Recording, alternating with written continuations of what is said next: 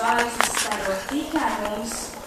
Zvaigznīti nekrīt, paliec pie debesīm, lai vienmēr būtu saule, lai vienmēr būtu debes, lai vienmēr būtu ratiņš, lai vienmēr dziedam mēs.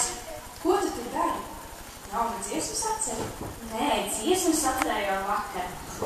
Zini, es tagad prātoju par kosmosu, par debesīm un visu to lietu. Tas man neliek mieru.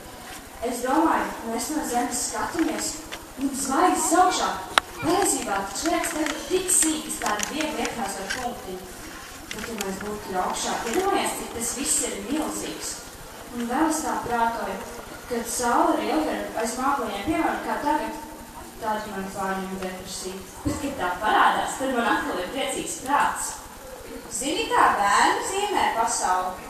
Zaļa zāle, zilas debesis, liela dzeltena saule un viss. Tiešām, bet tas izklausās tik vienkārši. Es jau arī tā vērtībā zīmēju. Es domāju, ka kosmos ir tāds, kāds tas ir. Saule ir tur, kur tā ir, zvaigznes un mākoņi arī. Un 1. klase noteikti mums to visu varēs parādīt ļoti skaisti. 1. klase, lai vienmēr būtu saule.